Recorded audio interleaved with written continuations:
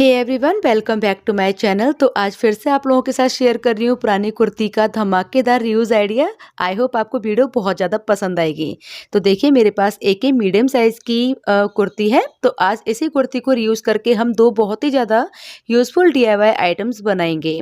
तो बिल्कुल कपड़ा हम वेस्ट नहीं करेंगे। दो बहुत ही प्यारे प्यारे से बिल्कुल यूज़फुल DIY हम बनाने वाले हैं इसके थ्रू, जो कि हमारे डेली रूटीन लाइफ में काफ़ी ज़्यादा हेल्पफुल होने वाले हैं हम लोगों के लिए।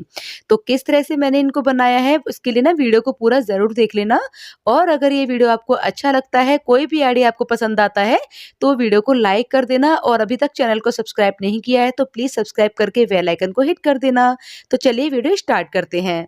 तो स्टार्ट करते हैं हमारे इस फर्स्ट आइडिया से। तो इसके लिए देखिए, मैंने यहाँ पे एक प्लास्टिक शीट का यूज़ किया है। तो मैंने यहाँ पे आटा राइस बैग जो आता है ना प्लास्टिक वाला, वो यहाँ पे यूज़ किया है। और इसमें से हमें एक सर्कल कट करना है। तो जितने भी बड़े साइज़ का आपको ये आइटम बनाना है ना, उतने ही बड़े साइज़ का आप यहाँ पे कोई भी थाली या प्लेट लेकर के इस पे सर्कल बना लेंगे और इसको एज इट इज़ देखिए हम कट कर लेंगे। अब हमें अपनी कुर्ती को देखिए एकदम फ्लैट करके बिछाना है और इसकी जो फ्रंट साइड है ना, इसे हमें ऊपर रखना है।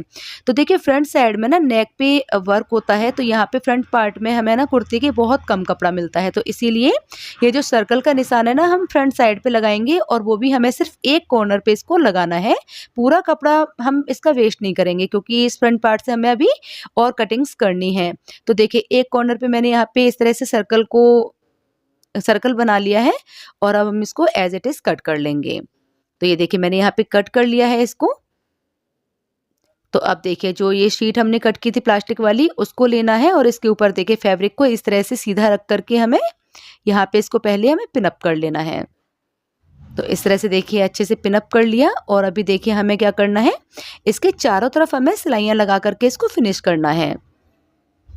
तो देखिए, इस तरह से हम एक कॉर्नर से स्टार्ट करेंगे और पूरे में राउंड करते हुए यहाँ पे इसको इसमें फिक्स कर लेंगे। तो ये हमने यहाँ पे डन कर लिया। अब देखिए, इसमें कहीं पर भी आप एक इस तरह से निशान लगा लीजिए और निशान लगाने के बाद में देखिए इस तरह से इंची टेप को धीरे धीरे घुमाते हुए देखिए हमें यहाँ पे इसको मेज़र करना है। तो बिल्कुल छोटे छोटे पीसेज में आप उसको पकड़िएगा तो बिल्कुल आपका परफेक्ट मेजरमेंट यहाँ पे निकल के आ जाएगा।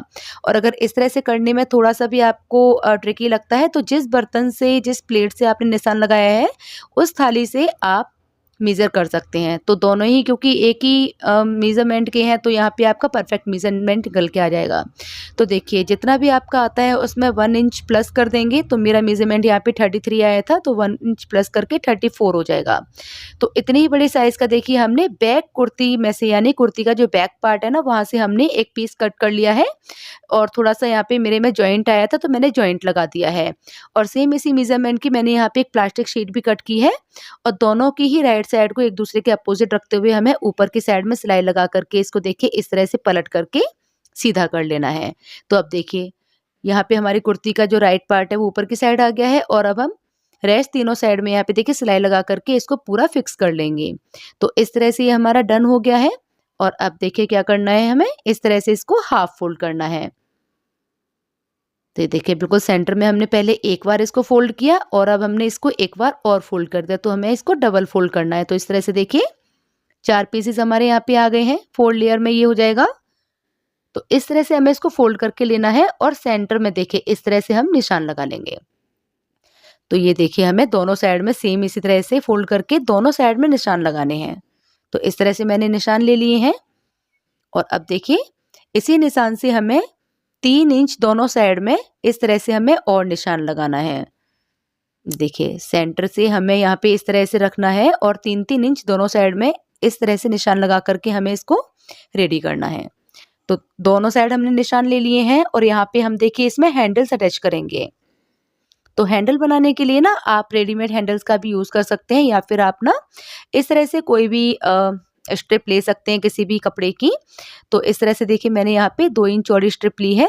आप थोड़ी और चौड़ाई ले सकते हैं अगर आपके पास कपड़ा ज़्यादा है तो।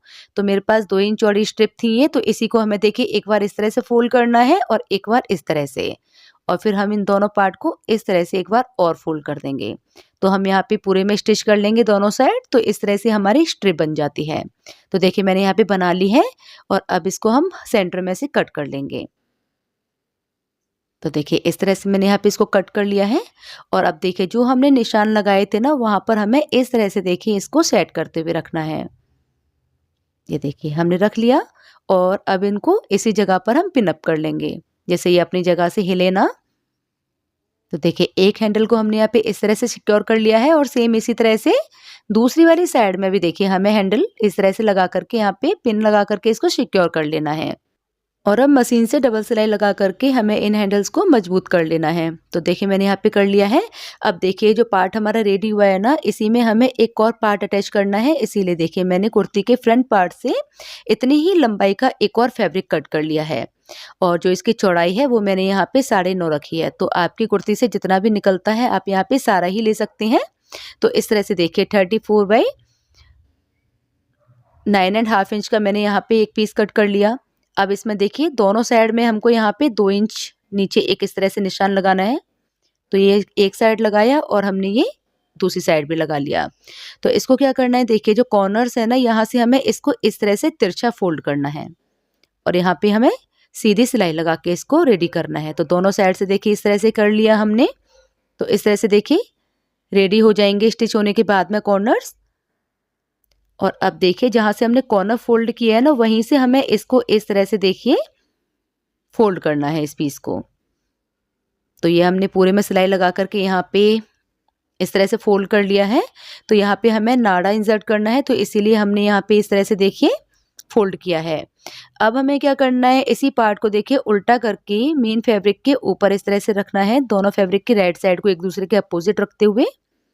और यहाँ पे देखिए ऊपर की तरफ से हम इसमें सीधी सिलाई लगा करके फैब्रिक को इस तरह से ओपन कर लेंगे। तो ये फैब्रिक हमने यहाँ पे ओपन कर लिया है। और अब देखिए इस पूरे पार्ट को हमें इस तरह से फिर से हाफ फोल्ड करना है और साइड में इस तरह से हमें स्टिच कर लेना है। तो ये हमने सिलाई लगा के इसको कंप्लीट कर लिया। अब ये देखिए दोनों साइड से इस तरह से राउंड हो गया है। तो यहाँ तक हमने डन कर लिया। अब जो हमने ऊपर की तरफ लूप बनाया था वहाँ से हम इसमें डोरी इंसर्ट कर लेंगे और नीचे की साइड हमें इसमें बेस बनाना है।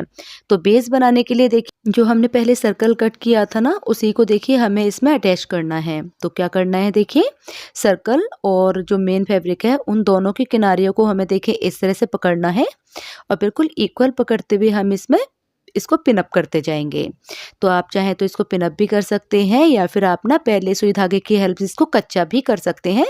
और वैसे ना आप अगर इसको डायरेक्टली भी स्टिच करोगे तो भी आसानी से यहाँ पे सिल जाएगा। बट जो राइस बैग होता है, जो शीट होती है, वो थोड़ी सी स्लिपरी होती है ना, इसीलिए थोड़ा पिन अप करके अगर हम इसको स्टिच करते हैं तो ये हमें स्टिच करने में थोड़ा सा ईजी हो जाता है। तो देखिए एकदम परफेक्ट हमारा ये बैठा है। तो इस तरह से देखिए हमने इसमें पूरे में पिन अप लगाई है और एज इट इज़ हम यहाँ पे इसमें सिलाई भी कर लेंगे। तो ये देखिए सिलाई कर ली है और ये पूरा बेस हमारा इसका बन के रेडी हो गया है। और अब हम इसको इस तरह से देखिए अंदर की तरफ टर्न करके पूरा इसको सीधा कर लेंगे।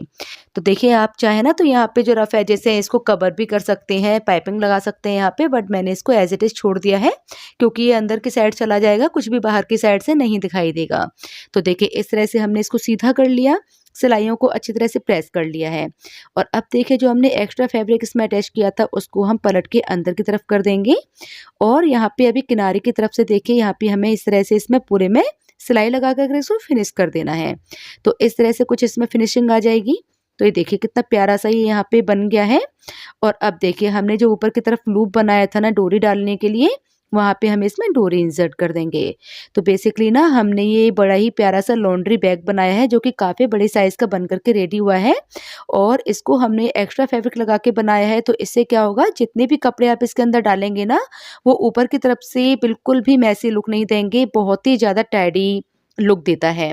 तो इस तरह से आप अपने घर में ना बना करके रेडी कर सकते हैं। लॉन्ड्री बैग्स काफ़ी ज़्यादा हेल्पफुल होते हैं हमारी डेली लाइफ के लिए। तो ये देखिए कितने बड़े साइज़ का हमने बनाया है और कितना स्टर्डी बन करके ये रेडी हुआ है। और इसमें हमने देखिए 2 हैंडल्स भी अटैच कर दिए हैं। तो इसकी हेल्प से आप इसको कहीं पर भी उठा के ले जा सकते हैं ईजिली, या फिर आप चाहें तो आप इसको हैंग भी कर सकते हैं। तो देखिए कुछ इस तरह से ये लॉन्ड्री बैग हमारा रेडी हो जाता है। तो अब आप इसको अपनी वॉशिंग मशीन के बगल में रख सकते हैं या फिर आप चाहें तो इसको बाथरूम में हैंग भी कर सकते हैं। तो अब देखिए जब भी आपके घर में छोटे मोटे कपड़े वॉश करने के लिए निकलते हैं ना, तो आप लॉन्ड्री बैग में उनको रख के इस तरह से देखिए ऊपर से कवर कर सकते हैं। बहुत ही प्यारा और नीट लुक के देते हैं। तो आइडिया कैसा लगा प्लीज़ कॉमेंट में ज़रूर बताइएगा। तो अब देखते हैं हमारा सेकेंड वाला आइडिया।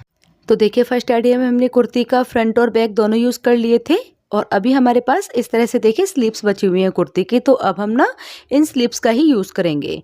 तो देखिए सबसे पहले स्लीव्स को इस तरह से उल्टा करना है और इसकी जो सिलाइयाँ हैं मार्जिन वाली, इनको हमें खोल लेना है। तो इससे क्या होगा, फैब्रिक हमारे पास थोड़ा ज़्यादा आ जाएगा। और अगर आपकी स्लीव्स ज़्यादा लूज़ है तो आप क्या कर सकते हैं, डायरेक्टली फैब्रिक को कट कर सकते हैं। अब ऊपर की तरफ से देखिए, मैं यहाँ पे ज़िप वाला बैग बना रही हूँ, बट अगर आपको ज़िप नहीं लगानी है तो उसके लिए आपको एक ट्रिक बता रही हूँ। आप ना ऊपर की साइड से देखिए स्लीव हमारी पहले से ही फोल्ड होती है, तो यहाँ पे आप डायरेक्टली हैंडल अटैच कर सकते हैं। तो यहाँ पे आपको ज़िप लगाने की ज़रूरत नहीं पड़ेगी और ऑलरेडी हमारी बैग में फिनिशिंग आ जाएगी। बट मुझे यहाँ पे ज़िप वाला बैग बनाना है, तो इस वाले पार्ट को मैंने कट करके अलग कर दिया है। और अभी देखिए स्लीव को हमें डबल फोल्ड करना है और जितना भी टेढ़ा-मेढ़ा फैब्रिक है ना, उसको हमें पूरा कट करना है। तो देखिए स्केल की हेल्प से मैं पहले ना यहाँ पे सीधा निशान लगा लूँगी इस तरह से, और अभी इन्हीं निशानों के ऊपर हम इसको स्लीव को कट कर लेंगे।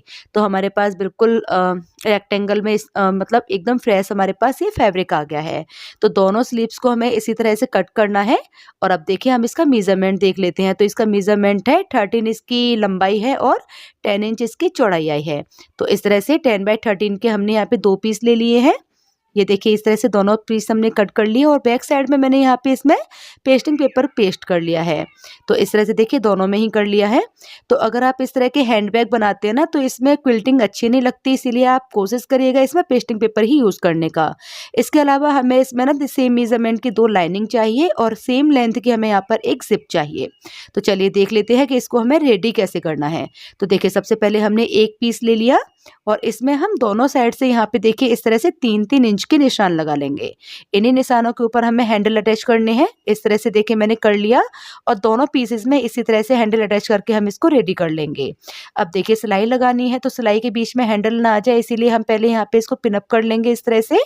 और अब देखिए हमें जिप लेनी है, तो ज़िप की लेंथ उतनी ही लेनी है जितनी हमारे फैब्रिक की चौड़ाई है। तो सबसे पहले मेन पीस लिया, उसके बाद सेंटर में हमने ज़िप रखी और उसके बाद में देखिए हमें यहाँ पे इस तरह से लाइनिंग रखनी है। तो जो हमारी ज़िप अटैच होगी ना यहाँ पे, ये बिल्कुल एकदम फिनिशिंग के साथ में अटैच होगी, कोई भी रफ एजेस हमारे यहाँ पे नज़र नहीं आएंगे।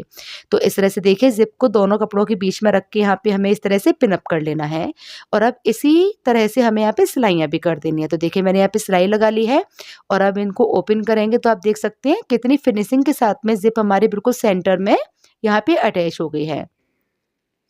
तो इसी तरह से देखिए सेकंड वाले पार्ट में भी हमें जिप को अटैच करना है, बट उससे पहले हम यहाँ पे ऊपर प्रेस स्टिच कर लेंगे।